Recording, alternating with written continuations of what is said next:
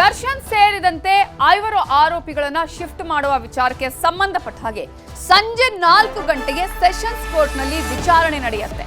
ಬಳ್ಳಾರಿ ಜೈಲಿಗೆ ಶಿಫ್ಟ್ ಮಾಡುವ ಬಗ್ಗೆ ಇವತ್ತೇ ನಿರ್ಧಾರ ತೆಗೆದುಕೊಳ್ತಾರಾ ಅನ್ನುವ ಪ್ರಶ್ನೆ ಇದೆ. ನಿನ್ನೆ ವಾದ ಪ್ರತಿವಾದ ಕೂಡ ಆಯಿತು ಸೆಷನ್ಸ್ ಕೋರ್ಟ್ನಲ್ಲಿ. ಒಂದ್ ಕಡೆ ಎಸ್ಪಿಪಿ, ಮತ್ತೊಂದ್ ಕಡೆ ದರ್ಶನ್ ಪರ ವಕೀಲರು ಅಲ್ಲಿ ವಾದ ಪ್ರತಿವಾದವನ್ನ ಮಾಡಿದ್ರು. ದರ್ಶನ್ ಬಳ್ಳಾರಿ ಜೈಲು ಭವಿಷ್ಯ ನಿರ್ಧಾರವನ್ನ ಇವತ್ತಿಗೆ ಮುಂದೂಡಲಾಗಿದೆ.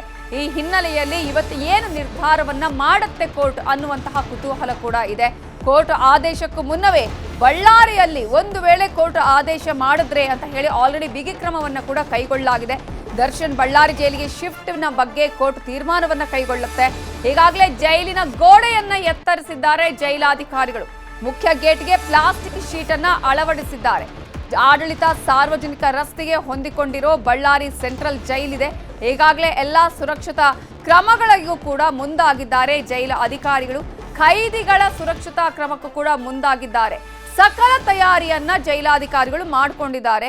ಈಗಾಗಲೇ ಈ ಹಿಂದೆ ಈ ರೇಣುಕಾಸ್ವಾಮಿ ಕೊಲೆ ಪ್ರಕರಣದ ಆರೋಪಿ ಪರಪ್ಪನ ಅಗ್ರಹಾರ ಜೈಲಲ್ಲಿದ್ದಂತಹ ದರ್ಶನ್ ಆ ನಂತರ ರಾಜ್ಯಾತಿಥ್ಯ ಪ್ರಕರಣಕ್ಕೆ ಸಂಬಂಧಪಟ್ಟ ಹಾಗೆ ಬಳ್ಳಾರಿ ಜೈಲಿಗೆ ಶಿಫ್ಟ್ ಆಗಿದ್ರು. ಬಳ್ಳಾರಿ ಜೈಲಿನಿಂದ ಅವರಿಗೆ ಜಾಮೀನನ್ನ ಕೂಡ ಪಡ್ಕೊಂಡಿದ್ರು. ಆದರೆ ಆ ನಂತರ ಆತ ಜಾಮೀನನ್ನು ಪಡ್ಕೊಂಡು ಸುಪ್ರೀಂ ಕೋರ್ಟ್ನಲ್ಲಿ ಮತ್ತೆ ಈ ಒಂದು ಪ್ರಕರಣದ ವಿಚಾರಣೆ ಆದಂತಹ ಸಂದರ್ಭದಲ್ಲಿ, ಯಾಕಂದ್ರೆ ಸರ್ಕಾರಿ ಪರ ವಕೀಲರುಗಳು, ತನಿಖಾಧಿಕಾರಿಗಳು ಅವರಿಗೆ ಬೇಲನ್ನ ಕ್ಯಾನ್ಸಲ್ ಮಾಡಬೇಕು ಅಂತ ಹೇಳಿ ಸುಪ್ರೀಂ ಕೋರ್ಟ್ ಕದ ತಟ್ಟಿದಾಗ ಸುಪ್ರೀಂ ಕೋರ್ಟ್ ಅವರ ಬೇಲನ್ನ ಕ್ಯಾನ್ಸಲ್ ಮಾಡ್ತು.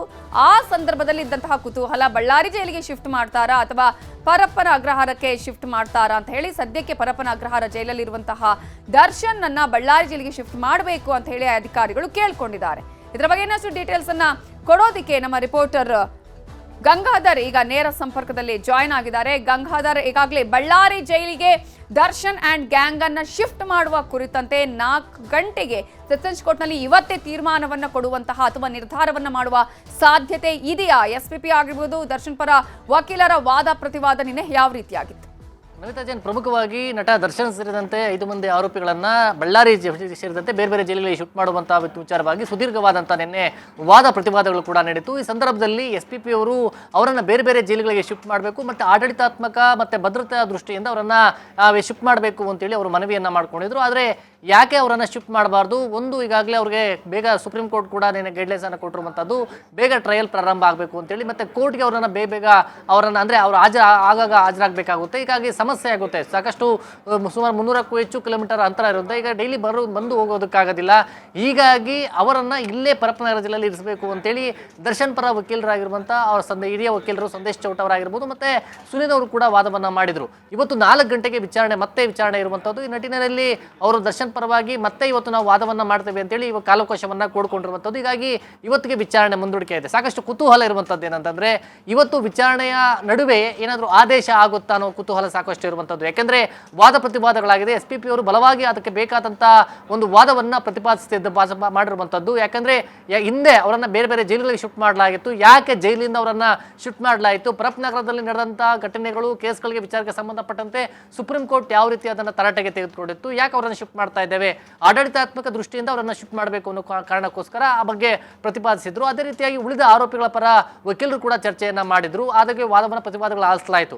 ಒಂದು, ಇವತ್ತು ಬಳ್ಳಾರಿಯ ಶಿಫ್ಟ್ ವಿಚಾರ ಆಗಿರ್ಬೋದು. ಮತ್ತೊಂದು, ಪ್ರಮುಖವಾಗಿ ದರ್ಶನ್ ಸೇರಿದಂತೆ ಉಳಿದ ಆರೋಪಿಗಳಿಗೆ ಮೂಲಭೂತ ಅಂದರೆ ಸೌಲಭ್ಯಗಳನ್ನು ವ್ಯವಸ್ಥಿತವಾಗಿ ಜೈಲಲ್ಲಿ ಕೊಡಬೇಕಾದಂಥ ಸೌಲಭ್ಯಗಳನ್ನು ಕೊಡ್ತಾ ಇಲ್ಲ. ದಿಂಬು, ಹಾಸಿಗೆ ಮತ್ತು ಬ್ರೆಡ್ಶೀಟ್ ಕೊಡಬೇಕು ಅನ್ನೋ ವಿಚಾರವನ್ನು ಏನಿದೆ ಆ ಬಗ್ಗೆಯೂ ಕೂಡ ಇವತ್ತು ವಿಚಾರಣೆ ಇರುವಂಥದ್ದು. ಇವತ್ತು ಪ್ರಮುಖವಾಗಿ ಬಳ್ಳಾರಿ ಶಿಫ್ಟ್ ವಿಚಾರವಾಗಿ ಮತ್ತೆ ಈಗ ದರ್ಶನ್ ಪರ ವಕೀಲರು ಕಾಲಾವಕಾಶ ಕೇಳಿರುವಂಥ ಹಿನ್ನೆಲೆಯಲ್ಲಿ ಇವತ್ತು ಅವರು ಯಾವ ಒಂದು ಆ್ಯಂಗಲ್ನಲ್ಲಿ ಯಾವ ಒಂದು ವಾದವನ್ನು ಮಾಡ್ತಾರೆ ಅನ್ನೋದು ಸಾಕಷ್ಟು ಕುತೂಹಲ ಇದೆ. ಇದರ ನಡುವೆ ಕೋರ್ಟಲ್ಲಿ ಏನಾದರೂ ಬೆಳವಣಿಗೆಗಳಾದರೆ ಅಂದರೆ ಆ ಸದ್ಯಕ್ಕೆ ಜೈಲಲ್ಲಿ ಕೂಡ ಪ್ರಿಪ್ರೇಷನ್ಸ್ ಮಾಡ್ಕೊಳ್ಬೇಕಾಗುತ್ತೆ.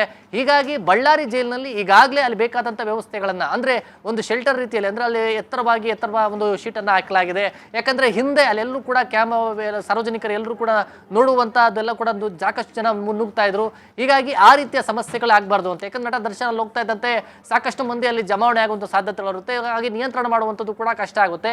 ಹೀಗಾಗಿ ಅವರು ಮುಂಜಾಗ್ರತಾ ಕ್ರಮವಾಗಿ ಯಾವುದೇ ರೀತಿಯಾದಂಥ ಆದೇಶ ಬರ್ಬೋದು ಅನ್ನೋ ನಿಟ್ಟಿನಲ್ಲಿ ಅವರು ಮುಂಜಾಗ್ರತಾ ಕ್ರಮವಾಗಿ ಪ್ರೆಸಿಡೆಂಟ್ ಡಿಪಾರ್ಟ್ಮೆಂಟ್ ಅವರ ಆರ್ಡರ್ ಪ್ರಕಾರವಾಗಿ ಅಲ್ಲಿನ ಜೈಲರ್ ಅಲ್ಲಿಗ ಏನು ಬಳ್ಳಾರಿ ಜೈಲಲ್ಲಿ ಬೇಕಾದಂಥ ವ್ಯವಸ್ಥೆಗಳನ್ನ ಮಾಡ್ಕೊಂಡಿದ್ದಾರೆ.